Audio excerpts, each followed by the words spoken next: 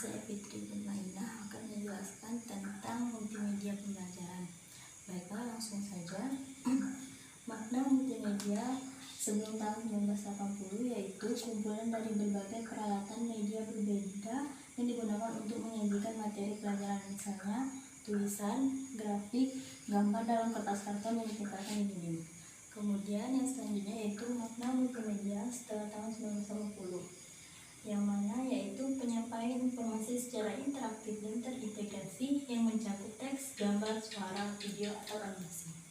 Apa saja manfaat dari multimedia? Salah satunya yaitu menyajikan benda atau peristiwa jauh atau berbahaya. Kemudian terdapat privasi di mana siswa tidak perlu malu melakukan kesalahan, belajar saat kebutuhan muncul, dan belajar tanpa terikat waktu. Selanjutnya, memperbesar benda kecil yang tidak tertangkap oleh mata atau memperkecil benda yang sangat besar, yang mana tidak memungkinkan dihadirkan di sekolah. Kemudian, menyajikan benda atau peristiwa yang kompleks, rumit, yang berlangsung cepat atau lambat seperti sistem tubuh manusia, bekerjanya suatu mesin, tata surya, perkembangan tubuh, dan sebagainya. Di sini saya menjelaskan sedikit tentang komponen multimedia. Komponen multimedia yaitu ada teks, audio, grafik, foto, dan gambar, animasi, dan video. Yang mana teks adalah sebuah wacana lisan dalam bentuk tulisan.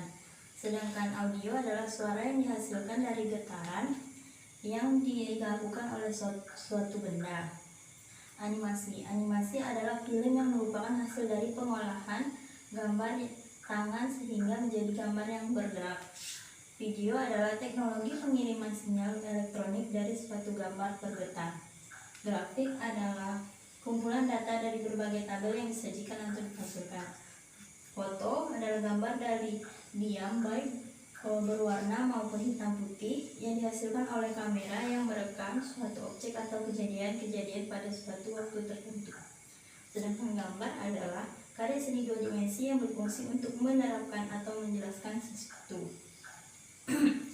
Selanjutnya yaitu ke pembagian multimedia berdasarkan penyajian multimedia, yang mana itu terbagi menjadi dua, yaitu multimedia linear dan multimedia interaktif.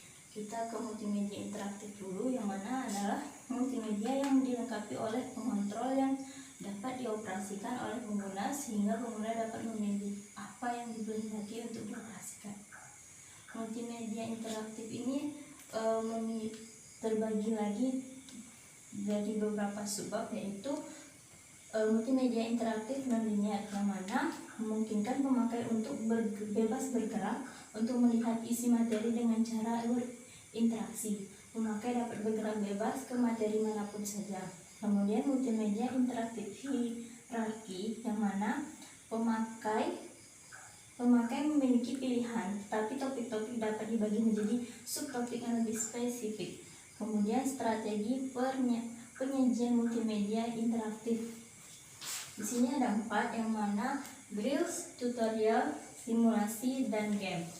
Drill adalah bertujuan memberikan pengalaman belajar yang lebih konkret melalui penyerapan latihan soal-soal untuk menguji penampilan siswa melalui kecepatan penyelesaian latihan soal yang diberikan program.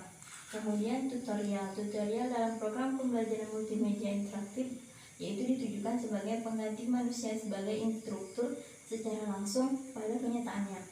Dapat berupa teks, gambar pada layar yang telah menyediakan poin-poin pertanyaan atau permasalahan. Kemudian simulasi, yaitu merupakan salah satu strategi pembelajaran yang bertujuan untuk memberikan pengalaman secara konkret melalui penciptaan tiru-tiruan yang berbentuk pengalaman yang mendekati suasana pengalaman yang sebenarnya dan berlangsung dalam suasana tanpa risiko. Kemudian games, yang itu berfungsi sebagai pembangkit motivasi dengan memunculkan cara berkompetisi untuk mencapai sesuatu. Kemudian ada level interaktivitas, yang mana ada terbagi menjadi 3, yaitu navigasi halaman atau kemudian kontrol menu atau link.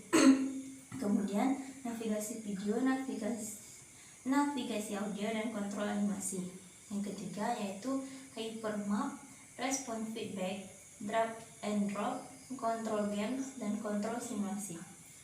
Kemudian di sini ada karakteristik multimedia interaktif itu terbagi menjadi 5. Yang pertama yaitu dari segi konten didesain untuk mengatasi keterbatasan ruang, jarak dan statisnya model konvensional. Kemudian interaktivitas memberikan kesempatan bantuan keyboard, mouse, sentuhan pada layar atau bentuk yang lainnya.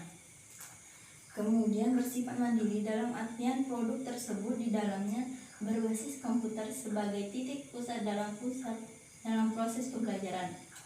Harus memberikan kontrol sepenuhnya pada pengguna untuk menghentikan mencatat hal penting, memutar ulang bagian yang belum dipahami. Kemudian mengakomodasikan cara belajar yang berbeda-beda sesuai kemampuan, kesiapan, serta dapat menyesuaikan kemampuan diri. Yang terakhir yaitu multimedia linear, yaitu multimedia yang dilengkapi dengan alat pengontrol apapun yang dapat dioperasikan oleh penggunanya.